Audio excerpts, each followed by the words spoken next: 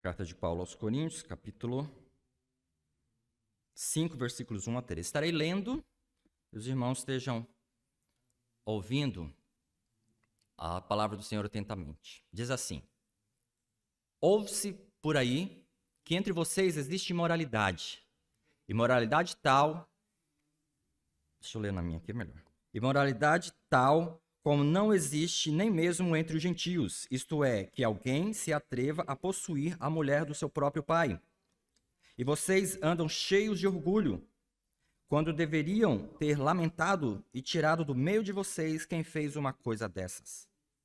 Eu, na verdade, ainda que fisicamente ausente, mas presente em espírito, já sentenciei, como se estivesse presente, o autor de tal infâmia.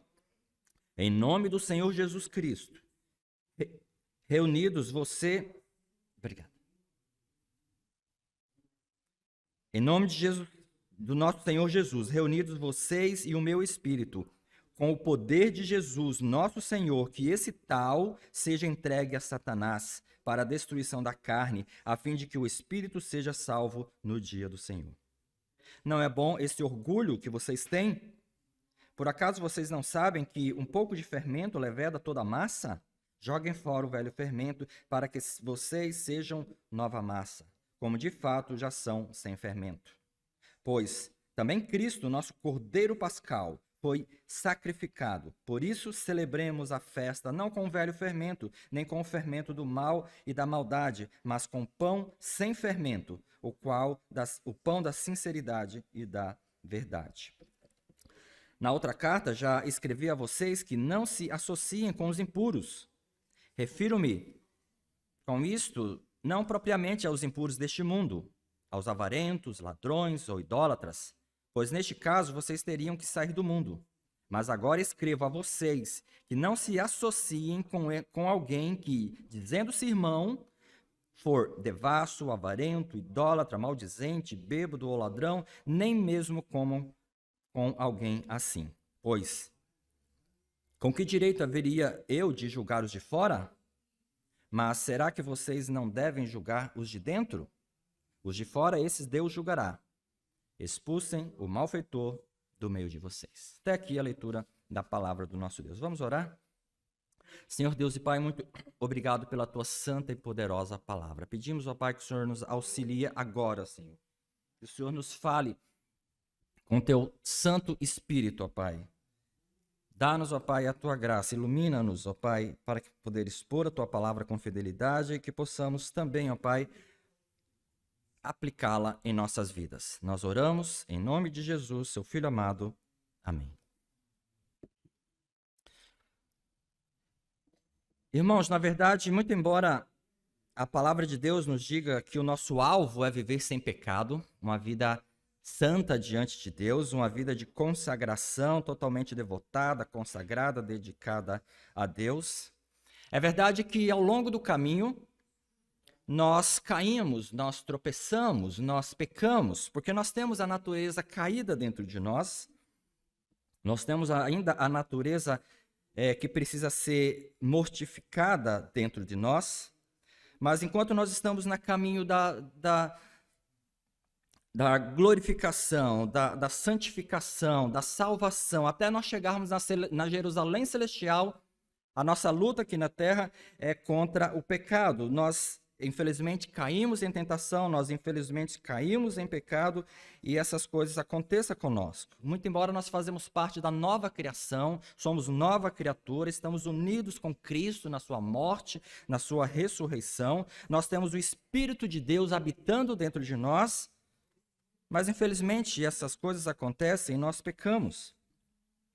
Então, a doutrina da corrupção não deve ser de desculpa para nós pecarmos. Porque quando nós pecamos, há arrependimento. Deus oferece perdão, contrição. Nós temos histórias na Bíblia de grandes heróis, homens de Deus, homens dedicados a Deus, mas homens que também pecaram. Porque todos nós estamos sujeitos a isso. Davi era homem segundo o coração de Deus, Mas no momento de fraqueza, ele cobiçou a mulher do próximo, ele adulterou com ela, ele mandou matar o marido dela, mas ele se arrependeu e Deus tratou o pecado e Deus o perdoou. Teve consequências, mas foi perdoado. Moisés era um homem segundo o coração de Deus, era um homem mais manso da terra. Ele falava com Deus como se alguém falasse com o amigo face a face, mas no momento de ira, de raiva, Deus mandou ele falar com a rocha para que saísse água para o povo, e ele, irado, bateu com o cajado 2 vezes na rocha. E Deus, então, tirou o direito dele entrar na terra prometida e trouxe um momento ruim, de tristeza, ao nome de Deus. O apóstolo Paulo, aquele que estava servindo ao Senhor dia a dia, estava pronto a dar a sua própria vida ao Senhor. No momento de fraqueza, ele negou Jesus, negou que até mesmo conhecia a Jesus no momento da sua prisão, da sua crucificação. Então, meus irmãos, eu quero dizer com isso que o problema não é o pecado, porque o pecado o céu está cheio de pessoas pecadoras, mas são pessoas regeneradas, pessoas que trataram o pecado, pessoas perdoadas. De outra forma também, o inferno está povoado de pessoas pecadoras também, mas pecadores que não se arrependeram, que não foram perdoados, que não receberam o perdão de Deus. Então, meus irmãos, na verdade, o nosso problema não é o pecado, mas é o pecado não tratado. O problema é o pecado não arrependido, não perdoado. É por isso que nós temos que tratar o pecado com seriedade. Essa é a nossa missão. Muitas vezes nós cristãos, servimos a Deus, mas se nós não tomarmos cuidado, nós podemos cair.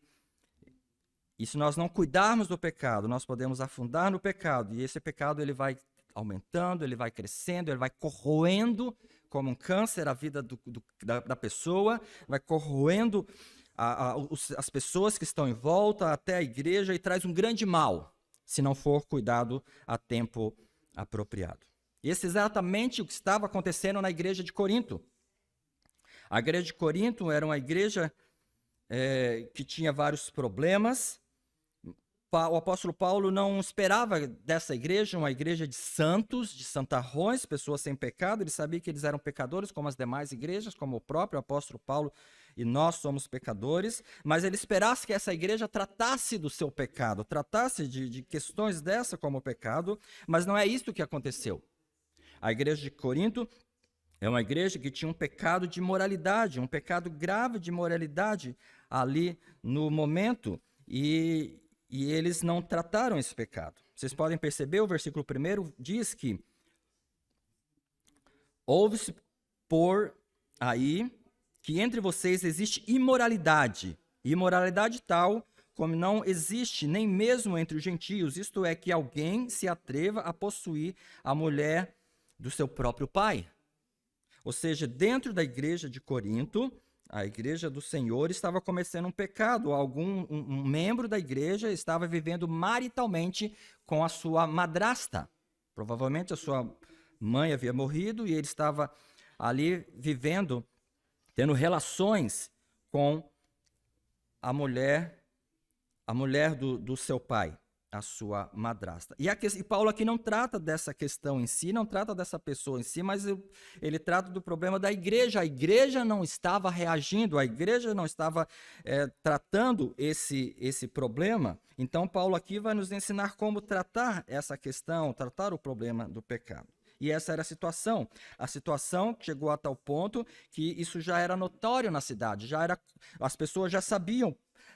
O versículo começa dizendo que geralmente ouve-se que há imoralidade tal, ou seja, aquilo já era geral, as igrejas já sabiam, a cidade de Corinto sabia, e o texto aqui disse que era algo tal que nem mesmo entre os gentios isso acontecia, era algo que era escandaloso até mesmo para a sociedade de Corinto. Nós sabemos que a cidade de Corinto era uma cidade de pagãos, uma cidade de idólatras, uma cidade imoral. Teve uma época da história, no início da história, que Coríntios virou um verbo que significava defamar alguém, corromper alguém. Então, naquela época de Paulo, se você chamasse uma pessoa de você é um corintiano, era uma ofensa, porque você estava dizendo você é um corrupto, você está corrompendo alguém. Ou seja, não era uma palavra boa. Hoje é diferente, claro, né?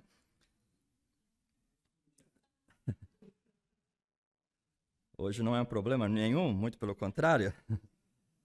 Mas naquele tempo era um problema, e até para a cidade de Corinto, que era uma cidade devassa nesses sentidos, que tinha, na época, mais de 1000 prostitutas por causa do templo da deusa Afrodite, até entre eles aquilo era um escândalo. Então, não tinha mais como tratar, nós não sabemos até onde a igreja tratou o problema, até quando foi isso, mas o fato é que o problema já estava tão grave, já estava tão alastrado, que não teve outra solução senão excluir aquele membro. Paulo interferir naquele momento e for ali. Nós não sabemos o motivo exato, mas o versículo 2 nos dá uma indicação o porquê aquilo estava acontecendo e por que eles não estavam, a igreja não estava agindo contra, proibindo, corrigindo, disciplinando aquele membro faltoso. Versículo 2 diz assim: e vocês andam cheios de orgulho, quando deveriam ter lamentado e tirado no meio de vocês quem fez uma coisa dessas. No versículo 6, também no inicinho, ele fala também, não é bom esse orgulho que vocês têm. Então, o motivo daquele pecado não ser tratado naquele momento era o orgulho. Uma tradição mais antiga diz, vocês estão ensoberbecidos, vocês estão cheios de jactância, ou seja, é um orgulho, uma vaidade, uma soberba, porque a igreja de Corinto, ela se achava uma igreja espiritual. Quando você lê o restante da carta aos Coríntios, você vai perceber que era uma igreja cheia de dons. O capítulo 12 até o capítulo 14, o apóstolo Paulo vai corrigir aquela igreja, que eles tinham os problemas com os dons espirituais, e por eles terem vários dons espirituais, eles se achavam espirituais, eles se achavam bons, eles achavam que Deus aprovava aquilo. Então eles pensavam, bom, se Deus está nos dando dons espirituais, nós temos mais dons espirituais que os demais igrejas, então quer dizer que Deus nos aprova, Deus gosta de nós, Deus está nos abençoando, dando dons espirituais, a igreja era cheia de dons. Mas eles estavam errados, porque não é assim que se mede a comunhão com Deus, a presença de Deus, o agradar de Deus, mas é uma vida santa, uma vida consagrada, dedicada e reta diante de Deus. Exatamente isso que eles não estavam fazendo.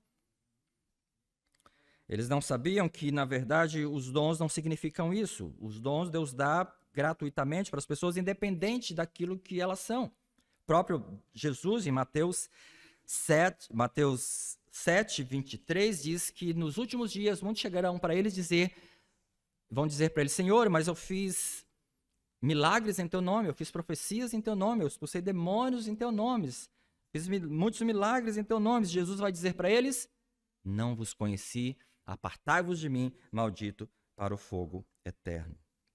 Os apóstolos faziam apóstolo, provavelmente Judas, que estava com ele, deve ter feito. Então, milagres, sinais, não é sinal de espiritualidade. Então, eles tinham um falso conceito de espiritualidade. E esse é o motivo deles estarem naquela situação. E então o apóstolo Paulo, cheio de graça, com sabedoria e autoridade apostólica, ele vai tomar uma decisão. Uma decisão que a igreja deveria ter tomado e não tomou. Mas ele, pela sua autoridade, nós não podemos fazer isso, mas ele era o apóstolo, era o fundador da igreja, ele era o pai da igreja, ele era o apóstolo da igreja, ele tinha toda a autoridade e ele fez aquilo que eles deveriam ter feito. Isso está no versículo 3. O versículo 3 diz, eu, na verdade, ainda que fisicamente ausente, mas presente em espírito, já sentenciei, como se estivesse presente o autor de tal infâmia. 4. Em nome do Senhor Jesus, reunidos vocês e o meu espírito, e com o poder de Jesus, nosso Senhor, que esse tal seja entregue a Satanás, para que a destruição da carne, a fim de que o espírito seja salvo no dia do Senhor. Ele teve que tomar uma medida radical, em última instância, porque a igreja não havia feito as regras. Quando você lê Mateus 18, o próprio Senhor Jesus ensina como deve fazer, como deve se tratar o pecado. Mateus 18 diz que quando o irmão pecar, você vai falar entre ti e ele só. Se ele não corrigir, se ele corrigir, você ganha um amigo. Mas se não corrigir, você faça para o segundo passo. O segundo passo é você chamar testemunhas. Então a pessoa não corrigiu, você vai lá, leva testemunhas e tenta corrigi-lo do pecado. Se ele não corrigir, e então o terceiro passo leva para a igreja. Então a igreja vai tentar corrigir aquela pessoa faltosa. E aí vai convencê-la do seu pecado. Mas se mesmo assim o terceiro passo não corrigir, a última instância, então o texto diz lá em Mateus 18, é a exclusão, é a expulsão. Paulo aqui então diz, entrega-o a Satanás. O que ele está dizendo aqui é porque a pessoa que preferiu estar, ao invés de estar no mundo, na comunhão da igreja, no aprisco com Jesus, o bom pastor, ali protegido com as demais ovelhas, ele escolhe sair. Então, dentro do aprisco está o Salvador, está Jesus. Fora do aprisco está o lobo, está Satanás. Então, se ele sai da comunhão da igreja, ele está à mercê do lobo. E lá Satanás vai maltratar a carne dele e vai machucá-lo. Mas a finalidade disso é que ele se arrependa, diz lá ao final do versículo 5, a fim de que o espírito seja salvo no dia do Senhor. Não sabemos porquê, mas a igreja não fez esse passo, essa igreja não corrigiu esse faltoso, e ele já estava de situação tão alarmante, público em toda a cidade. Então Paulo toma a última decisão necessária, dura, com amor, mas necessária, e disciplina aquele membro. No final da carta, quando nós lemos de Corinto, nós vamos lá, Paulo cita um membro, uma pessoa lá que deve ser recebida. Ele escreve lá no final assim, ele fala, por favor, receba aquele irmão. Nós não sabemos, pode ser esse.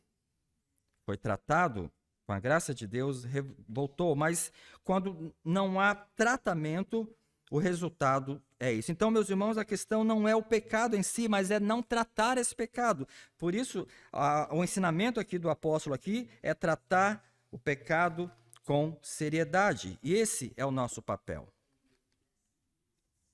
Esse é o papel da igreja, tratar com seriedade. Então, o apóstolo Paulo aqui vai dar alguns princípios, pelo menos 3 princípios aqui, porque nós devemos tratar o pecado com seriedade. E o primeiro princípio está aqui no versículo 6 e 7. Ele diz que o pecado é como um fermento. Olha o que ele diz aí no versículo 6 e 7, por favor. Meus irmãos, acompanhem comigo. Diz assim, versículo 6. Não é bom esse orgulho que vocês têm? Por acaso vocês não sabem que um pouco de fermento leveda toda a massa? Joguem fora o velho fermento, para que vocês sejam nova massa, como de fato já são, sem fermento. O apóstolo Paulo aqui traz uma ilustração do Antigo Testamento. Muito bonita. O primeiro princípio aqui é que o pecado ele é como um fermento. Essa é a ideia que o apóstolo Paulo traz aqui do Antigo Testamento. Ou seja, aqui, principalmente as mulheres, sabem como fazer pão. Eu lembro de a minha mãe, na infância, fazia pão e os fermentos de antigamente eram mais rústicos, né?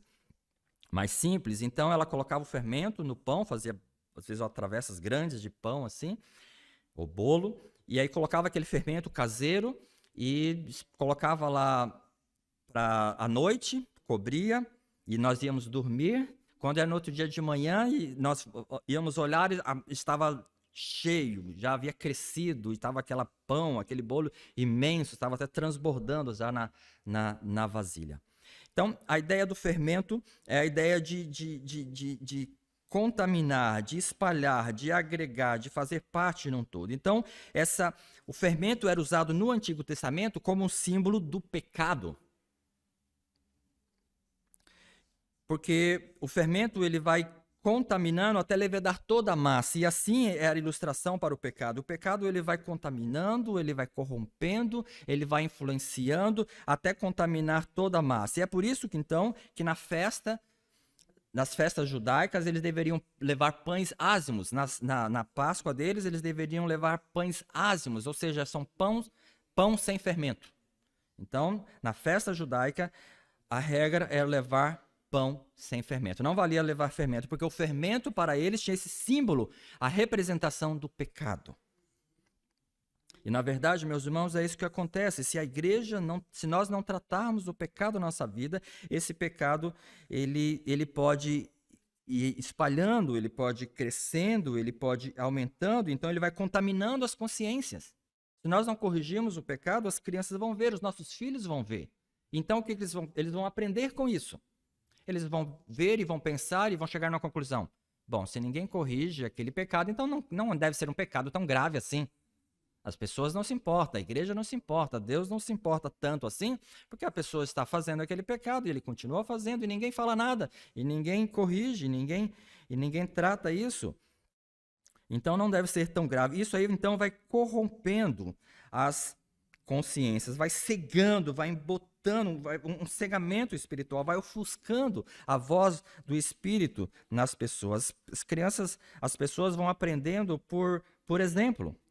Infelizmente, nós temos a nossa natureza corrompida e nós não seguimos o bom exemplo, geralmente. Né? Seria bom se seguíssemos exemplo e as pessoas então falassem, olha, já que o pastor ora todo dia, eu também vou orar também. Ó, se o irmão lá, ele jejuma, se o irmão lê a Bíblia todo o ano inteiro, eu também vou ler. Mas por causa da nossa natureza corrompida, geralmente nem sempre a gente faz isso. A gente pensa, bom, se o irmão faz aquilo, eu também posso fazer. Né? Se o irmão aqui que toca, faz tal coisa, eu também posso fazer. Se o pastor faz, se o filho do pastor faz, eu também posso fazer. Infelizmente, nós somos assim, porque o pecado ele vai corrompendo, vai embotando a nossa consciência, ele vai ramificando e vai aprendendo, e aquilo vai espalhando, e é um momento que fica difícil corrigir, e vai corrompendo o coração de uma geração, se não houver um tratamento do pecado. Porque o pecado ele tem o efeito cascata. Ele vai crescendo como um fermento, ele vai se aumentando e multiplicando. Por exemplo, você às vezes fica irritado com o irmão. O irmão fala alguma coisa com você que você não gosta, ou agride você, ou faz algum problema, e você fica com raiva, mas você não trata aquilo, você não vai lá conversar com ele. Por um lado, a pessoa não vai lá pedir perdão, e o outro também não vai lá pedir o perdão para a pessoa. Então, fica as duas pessoas lá brigadas. E aquilo, então, de repente, vira algo pior. E então, aquilo começa a virar um rancor, aquilo começa a virar uma irritação, de repente aquilo vira uma indiferença com o irmão, aí vira um ódio com o irmão, até um ponto de chegar lá no futuro, as pessoas não conseguem se olhar e fica difícil tratar, e você prefere morrer do que for lá e pedir perdão para a pessoa, ou pedir uma satisfação para a pessoa. Porque o pecado, como fermento, ele vai corroendo, ele vai espalhando, ele vai aumentando, ele vai crescendo. Às vezes fica difícil, aquilo que seria fácil eu vou resolver naquele momento de ali, e quando se demore muito tempo, aquilo já está lastrado e vai ficar quase impossível, difícil você, pelo menos, ter coragem de conversar e tratar e resolver aquele problema. Às vezes começa com uma olhada, chefe olhando para secretário ou para uma amiga, e aquilo vira um desejo no coração. Se você não corrigir, pedir perdão a Deus, Senhor, me perdoe, eu estou cobiçando a mulher do próximo, estou cobiçando aquela pessoa, aquilo, e me perdoa. Mas se você deixar, aquilo vai alastrando, aquilo vai fermentando, e de a olhada vira um desejo, de repente vira um contato, depois vira uma conversa, e vira uma troca de telefone, vira um convite, vira um contato, e se você não cuidar, pode virar um adultério. E há consequências. Casamentos desfeitos, gravidez indesejável, aborto e por aí vai, aquela confusão. Algo que você poderia tratar no começo, e você deixou aquilo acontecer, e aquilo foi como um fermento tomando conta da sua vida, do seu coração, e no final tem grandes consequências. Consequências, às vezes, difíceis demais para para corrigir. É só com a graça de Deus. Então, meus irmãos, nós temos que lembrar que o pecado é como fermento. Esse é o grande princípio do apóstolo Paulo. Não brinque com o pecado. Cuide dele logo no começo. Então, ele traz o segundo princípio aqui nos versículos 7 e 8. Ele diz que a festa deve ser com asmos de sinceridade e verdade. Olha aqui o que ele diz no versículo 7, meus irmãos. Joguem fora o velho fermento para que sejam nova a massa, como de fato são de verdade. Agora, pois também Cristo, o nosso Cordeiro Pascal, foi sacrificado. Vou ler novamente o final. Pois também Cristo, nosso Cordeiro Pascal, foi sacrificado. Versículo 8. Por isso celebremos a festa, não com o velho fermento, nem com o fermento do mal e da maldade, mas com pão sem fermento, o pão da sinceridade e da verdade. O segundo princípio do apóstolo Paulo aqui, para nós tratarmos o pecado com seriedade, é que nós devemos reconhecer e nós devemos trazer à festa os pães asmos da sinceridade e verdade. Ou seja, nós devemos ter esse reconhecimento que nós estamos em festa, estamos em Páscoa. E o apóstolo Paulo estava falando aqui que Jesus Cristo é o nosso Cordeiro Pascal.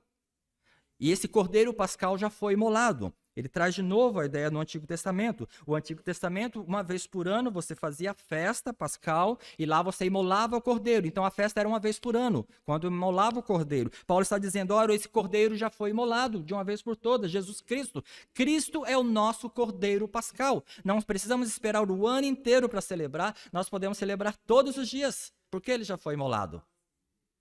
Ou seja, Paulo está dizendo aqui que nós estamos em Páscoa.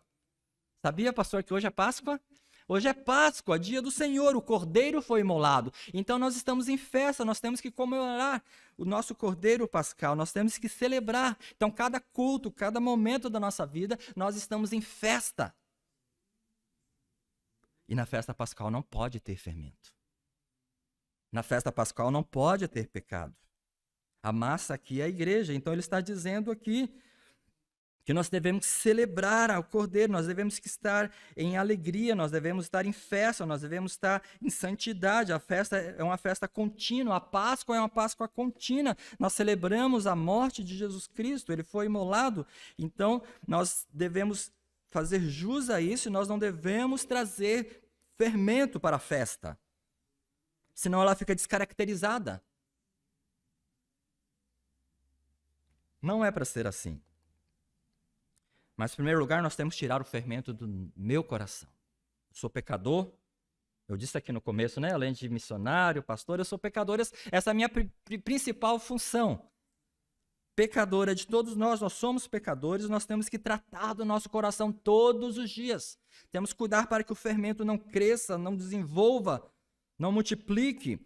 Eu tenho que tratar do meu coração, pedir a graça de Deus, o perdão de Deus. Eu posso pecar hoje, você pode pecar amanhã. Mas nós estamos aqui para um ajudar o outro. Então, primeiro trata do nosso pecado, depois do seu irmão. Então, nós temos que tratar a nossa vida, pedir a Deus o perdão do nosso pecado, ver aquilo que está, não deixar o pecado crescer ou virar um pecado de estimação, mas devemos tratar com seriedade o pecado da nossa vida, porque estamos em festa. Todos os dias. E não convém a festa, não convém a festa do Cordeiro Pascal, pão com fermento. Ok? E Paulo, então, aqui traz o terceiro princípio para nós. O terceiro princípio é que o fermento não convém à festa. O fermento não convém à festa. Olha o que ele diz no versículos 9 e 10. Ele aqui toma uma atitude extraordinária para a vida da igreja.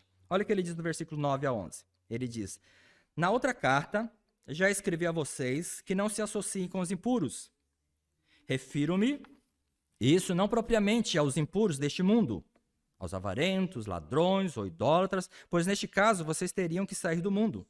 Versículo 11, mas agora escrevo a vocês que não se associem com alguém que, dizendo-se irmão, for devasso, avarento, idólatra, maldizente, bêbado ou ladrão, nem mesmo comam com alguém assim. Perceba o que Paulo está fazendo aqui. Paulo está dizendo aqui que há um momento na igreja, há um momento na festa que estamos, que deve haver uma santa separação. Ou seja, há um momento na festa do Cordeiro Pascal que nós não devemos associar. Ele diz aqui que nós devemos, então, fazer uma certa separação. E estranho aqui que o apóstolo Paulo não está dizendo isso para a igreja fazer essa exclusão, separar essa pessoa, tirar essa pessoa. Ele fala que eu não estou tirando do mundo. Não estou falando aqui dos impuros do mundo, esses Deus julga.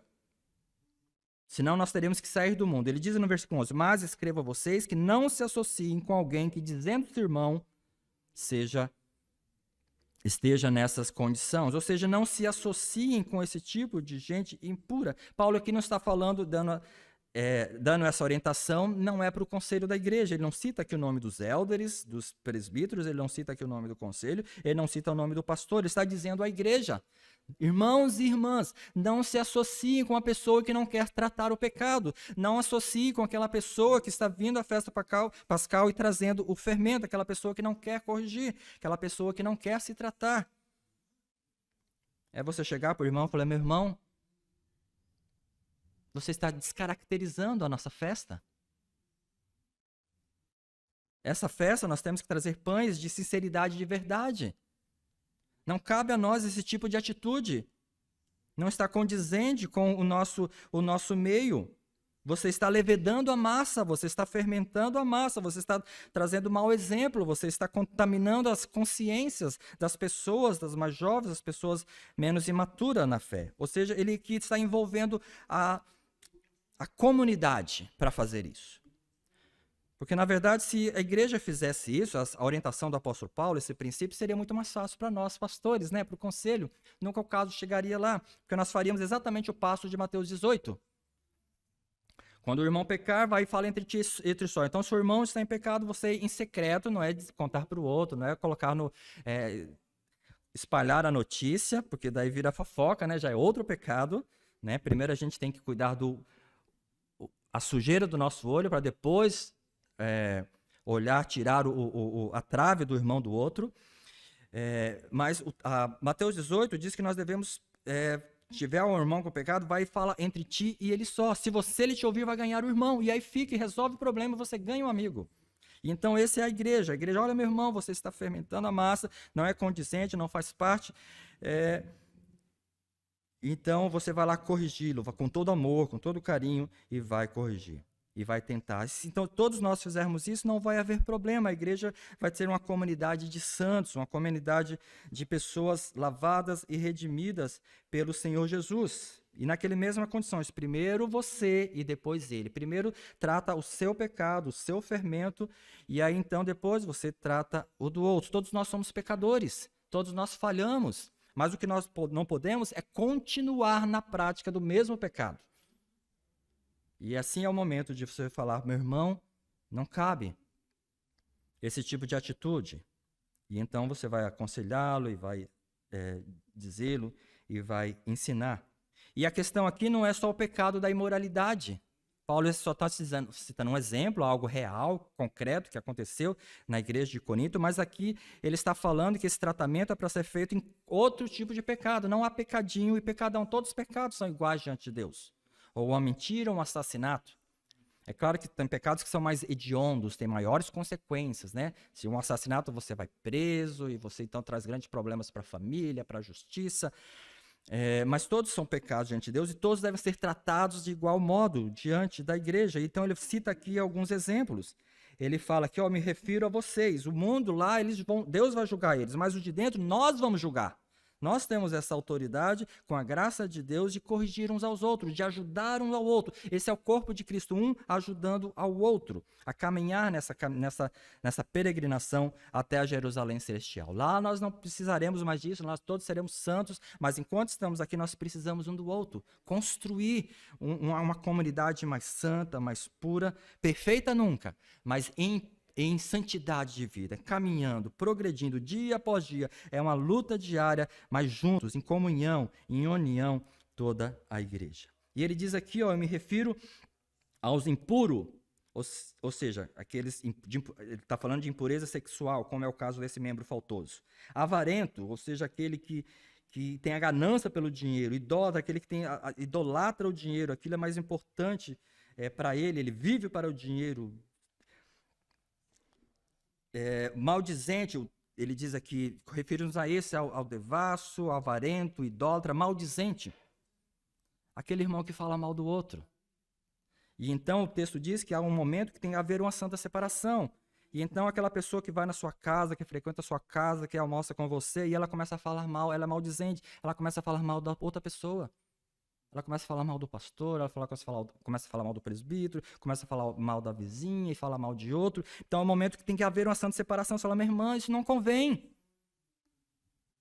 Isso não está certo. Se você tem alguma falta, vai e fala com ele em particular. Se aquela pessoa está te faltando, você tem algum problema com ela, vai lá e fala entre ti e ele só. Mas não fique falando das pessoas, não fique maldizendo. Isso é pecado, isso não convém à festa cristã, não convém à nossa comunidade de festa, de Páscoa. E então nós vamos corrigir uns aos outros.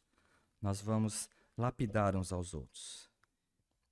Com muito amor, com muito carinho. Hebreus diz que Deus corrige e nós corrigimos por amor, é um ato de amor. A disciplina é um ato de amor. É assim que Deus corrige a nossa vida, é assim que Deus corrige, é assim que nós devemos tratar uns aos outros.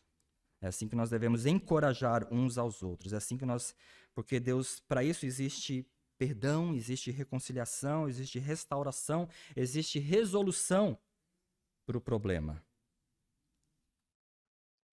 Mas quando há tratamento com seriedade, e esse é o papel da igreja, é assim que nós construímos a igreja de Cristo. É assim que vive a comunidade da fé, a comunidade cristã, embora pecadora, mas em busca de santidade de vida. Este é o princípio que o apóstolo aplica aqui no capítulo 5. Veja, ele não está corrigindo, a questão principal aqui não é o pecado, não é o pecador, mas a igreja não tratar do problema.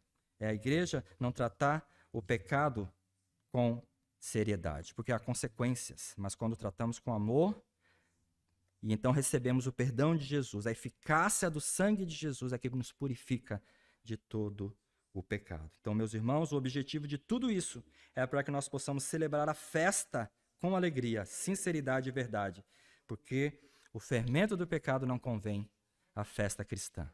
É aquela que celebramos todo domingo, todos os dias. Que Deus nos ajude, que Deus nos abençoe, que Deus nos perdoe dos nossos pecados e nos livre do mal. Amém? Vamos orar. Senhor Deus e Pai, muito obrigado, Senhor, pela sua santa e poderosa palavra, Senhor, que é eficaz, que é cortante, que fala ao nosso coração, que às vezes machuca, mas que é boa, é perfeita, é agradável, que nos purifica, nos salva. Livra-nos, ó Pai, do maligno, livra-nos, ó Pai, dos pecados, ó Pai, que nós cultivamos, que nós temos como estimação. Ajude-nos, ó Pai, a cada dia, a começar em mim, a sermos pessoas mais puras, mais sinceras. Ajude-nos, ó Pai, enquanto estamos nesse mundo pecador, enquanto nós carregamos as marcas do pecado em nossa vida, ó Pai, quando trazemos, ó Pai, o corpo da morte em nós, ajude-nos, ó Pai, a lutar, ajude-nos, ó Pai, uns aos outros, em união, em comunhão, essa igreja, ó Pai, lutarmos contra essa corrupção do pecado em nós. Não deixe, ó Pai, que o pecado faça como fermento e levede toda a igreja, contamine toda a igreja, os nossos filhos, a nossa geração, mas dá-nos, ó Pai, homens e mulheres dedicadas, consagradas, que testemunhem a sua palavra, ó Pai, nessa cidade. É o que pedimos, agradecemos em nome de Jesus, seu Filho amado, que morreu em nosso lugar, o nosso Cordeiro Pascal. Nós oramos agradecidos. Amém.